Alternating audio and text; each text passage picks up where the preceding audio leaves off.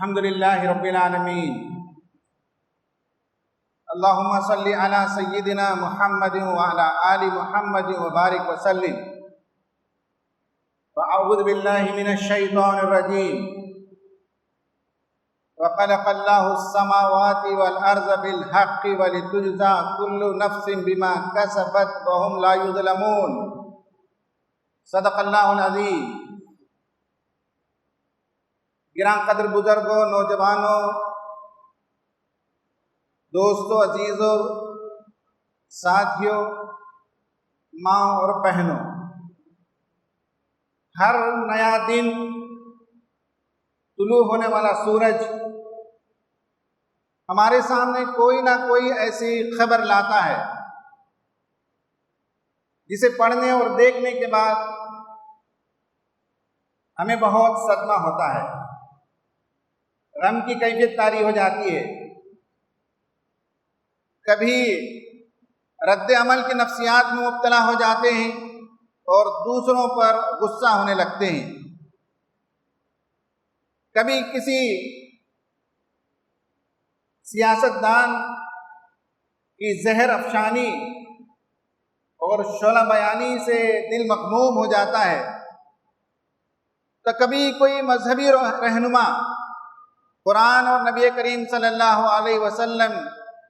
کی سیرت کی کردار کشی کرتا ہوا جب نظر آتا ہے، کبھی ہم میڈیا کی شرارتوں کو دیکھتے ہیں اور کبھی ہم عدلیہ کے بعض فیصلوں کو دیکھتے ہیں تو سوچنے لگتے ہیں کہ کیا انصاف اسی کا نام ہے۔ یہ اور اس طرح کے جو واقعات ہوتے ہیں اس سلسلے ہمیں قرآن و سنت میں جو اسباب بتائے گئے ہیں اگر وہ ہمارے سامنے ہوں تو پھر ہمیں غم کرنے کی کوئی ضرورت نہیں ہوگی، ہمارے اندر غصہ پیدا نہیں ہوگا، ہم رد عمل کے شکار نہیں ہوں گے، ہمیں نہیں کہیں گے کہ ہم حالات میں گھر گئے ہیں، ہمیں اس مصلحت رب کو اور اس کلیے کو، اس پرنسپل کو سمجھنے کی ضرورت ہے جو حالات کے سلسلے میں قرآن ہماری رہنمائی کرتا ہے۔ آج میں انشاءاللہ اس مختصر خطبے میں 3 باتیں بتاؤں گا، یا 3 پرنسپلز آپ کے سامنے رکھوں گا۔ ان میں سے پہلا پرنسپل یاد رہے کہ اللہ تبارک و تعالیٰ نے اس کائنات کو حق کے ساتھ پیدا کیا ہے، اس کائنات کی وہ نگہبانی کر رہا ہے، دنیا میں جو کچھ حالات رونما ہوتے ہیں اس سے اللہ تبارک و تعالیٰ کی واقفیت ہے، ساری باتیں اس کے علم میں ہیں، اس زمین پر کوئی پتا درخت سے نہیں گرتا جو خدا کے علم میں نہ ہو، خدا کی مصلحت اور خدا کے منشا کے مطابق حالات رونما ہوتے ہیں۔ بعض حالات ہو سکتا ہے کہ بادی نظر میں ہمیں اچھے نہ لگے لیکن خدا کی مشیت اس کے پیچھے کار فرما ہوتی ہے، اور ہمیں یہ بتایا گیا کہ اس کائنات میں اللہ تبارک و تعالیٰ نے تمہیں بے یار و مددگار نہیں چھوڑ دیا ہے، ہمارا ایک ولی ہے، ہمارا ایک سرپرست ہے، ہمارا ایک حامی و ناصر ہے۔ اس خدا کے ہوتے ہوئے، اس پر یقین رکھتے ہوئے مسلمانوں کا نہ دنیا میں نہ آخرت میں نقصان ہو سکتا ہے۔ یہ پہلی بات ہے جو یاد رکھنے کی ہے۔ اللہ تبارک و تعالی ہمیں دار السلام کی طرف بلاتا ہے، اس کی سلامتی ہم پر ہے دنیا میں بھی اور آخرت میں بھی۔ واللہ یدعو الی دار السلام ان اللہ لذو فضل علی الناس۔ اللہ تعالیٰ انسانوں پر اپنا فضل فرماتے رہتا ہے۔ وَخُلِقَ الْإِنسَانُ ضَعِيفًا۔ اللہ تعالیٰ تمہیں مجبوریوں میں، تمہیں قانون کی جکڑ بندیوں میں، تمہیں شدید ترین قوانین اور اصول اور شریعت میں باندھ کر نہیں رکھنا چاہتا۔ اللہ تعالیٰ تمہارے لیے پابندیوں کو ختم کرنا چاہتا ہے، تمہارے لیے تخفیف کا سامان کرنا چاہتا ہے،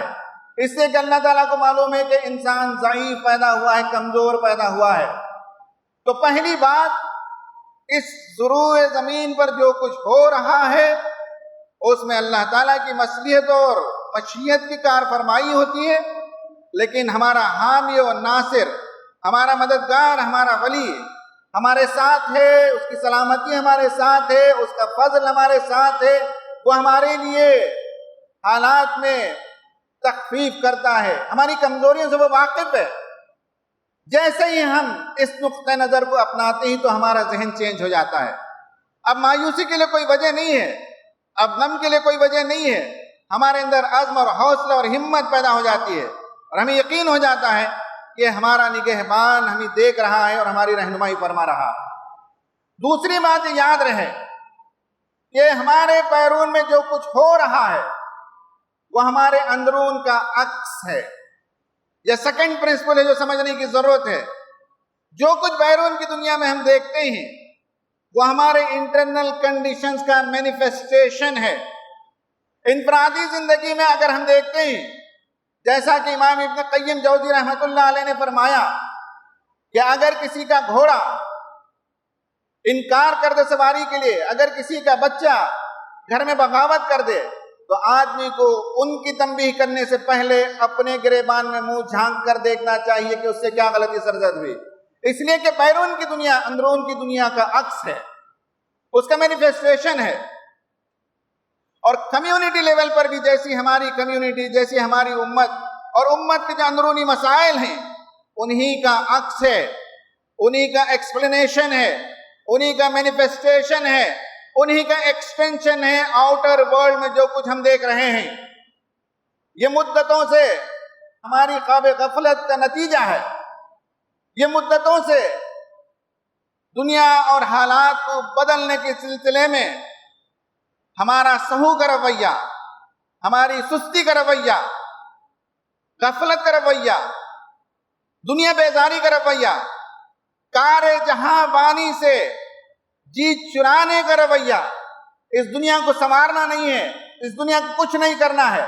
اس رویے نے اس وقت ہمیں یہاں تک پہنچا دیا ہے۔ کوئی امام شعرانی کے حوالے سے مجھے یہ پڑھنے کا موقع ملا کہ کوئی شے اگر سیدھی ہوتی ہے تو اس کا سایہ سیدھا ہوتا ہے، اور کوئی شے ٹیڑھی ہوتی ہے تو اس کا سایہ بھی ٹیڑھا ہوتا ہے۔ آپ سایہ کو دوش نہیں دے سکتے، شے کو ٹھیک کر دیجئے، لکڑی کو ٹھیک کر دیجئے،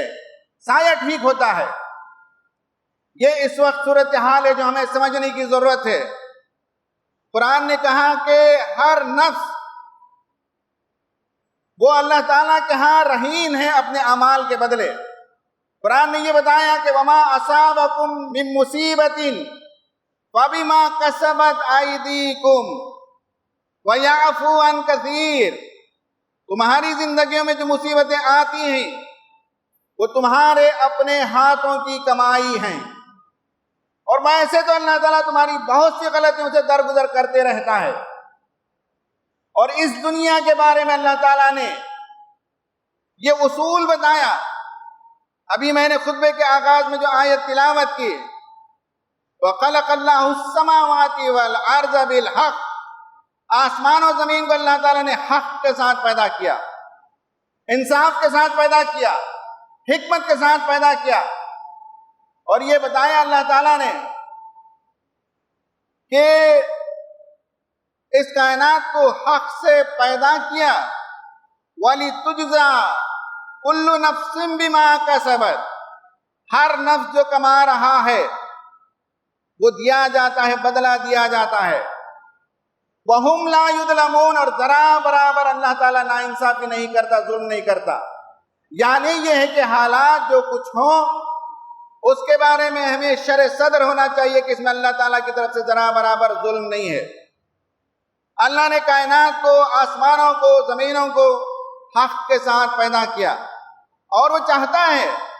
کہ تم جو کچھ کما رہے ہو اس کا بدلہ بھرپور دیا جائے۔ اگر کوئی برائی نظر آتی ہے، کوئی پریشانی نظر آتی ہے تو ہمیں پلٹ کر دیکھنا چاہیے کہ ہمارا قصور کیا ہے، ہماری غلطی اس میں کیا ہے۔ آج ہندوستان میں طرح طرح کی باتیں ہمارے خلاف ہو رہی ہیں۔ کیرلا کے ایک عیسائی پادری نے 5-6 دن پہلے یہ بیان دیا ہے کہ مسلمان نعوذ باللہ نارکوٹکس جہاد کرتے ہیں، جہاد ایک مقدس فریضہ تھا. جہاد قرآن کے ایک مقدس الفاظ میں سے ایک لفظ ہے، لیکن شریروں نے اپنی شرارت اور خباثت کی وجہ سے اس لفظ کو غلط معنی دے دیا، اور یہ بتایا کہ مسلمان اس ملک میں نارکوٹکس کا جہاد کرتا ہے، لو جہاد کرتا ہے، یہاں ڈیموگرافک جہاد کرتا ہے. معلوم ہونا چاہیے کہ یہ بندے جو اس طرح کے بیانات دیتے ہیں، ان کے دنیاوی مفادات اور چند سکوں کی خاطر وہ اس طرح کے بیانات دیتے ہیں، جس سے قوموں کے درمیان دوریاں پیدا ہو جاتی ہیں.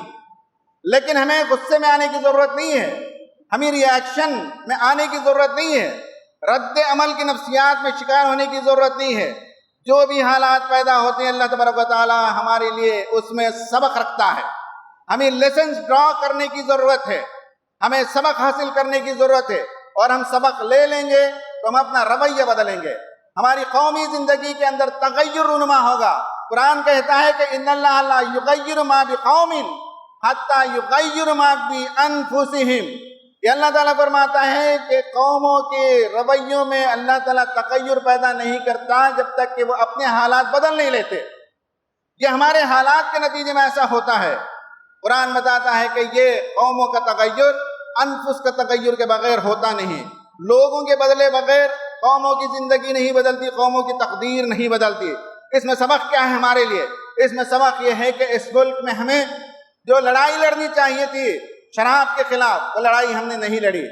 منشیات کے خلاف، نارکوٹکس کے خلاف جو لڑائی ہمیں لڑنے چاہیے تھی وہ ہم نے لڑائی نہیں لڑی. زنا کے خلاف، شراب کے خلاف، جوا کے خلاف، سٹا کے خلاف، کرپشن کے خلاف، جہیز کے خلاف، عورتوں کی عصمت دری کے خلاف جو فائٹ ہمیں کرنی چاہیے تھی، جو لڑائی ہمیں لڑنی چاہیے تھی، وہ کام ہم نے چھوڑ دیا. اس ملک میں اگر ہمارا یہ امیج بنتا کہ مسلمان وہ قوم ہے جو زنا کے خلاف لڑتی ہے، مسلمان وہ امت ہے جو شراب مخالف مہم چلاتی ہے، مسلمان وہ امت ہے جو ڈرگس کے خلاف مہم چلاتی ہے، مسلمان وہ امت ہے جو کرپشن کے خلاف کھڑی ہوئی ہے اور سیسا پلائی ہوئی دیوار بن کر اس ملک میں عدل و انصاف کے لیے کام کرنے والی امت ہے، اگر یہ امیج ہمارا جاتا تو اس طرح کی باتیں سننے کو نہیں ملتی. اور اس طرح کی باتیں سننے کو ملتی ہیں تو اس کے نتیجے میں ہمیں چاہیے کہ ہم اپنا رویہ بدلیں اور اس ملک میں ہمارا یہ امیج بنے کہ ہم برائیوں کے پھیلانے والے نہیں بلکہ برائیوں کے خلاف جہاد کرنے والے ہیں، برائیوں کے خلاف لڑائی کرنے والے ہیں، برائیوں کے خلاف چیلنج کرنے والے ہم ہیں. یہ ہماری شبیہ بننی چاہیے، یہ ہماری تصویر بننی چاہیے تھی، یہ ہم نے پیدا نہیں کیا. اور اگر ہم یہاں دعوت کا فریضہ انجام دیتے، دعوت الی الخیر، دعوت الی الرشد، دعوت الی الحیات، یہ اگر ہم کرتے، لوگوں کو بتاتے کہ آؤ ہمارے پاس ایک ایسا پیغام ہے جس میں تمہارے لیے زندگی ہے، جس میں تمہارے لیے نشاط ہے، جس میں تمہارے لیے خوشخبری ہے، جس میں تمہارے لیے رشد و ہدایت ہے، جس میں تمہارے لیے آخرت میں نجات ہے، اگر یہ امیج ہمارا بنتا تو آج اس طرح کی تلخ باتیں اور دل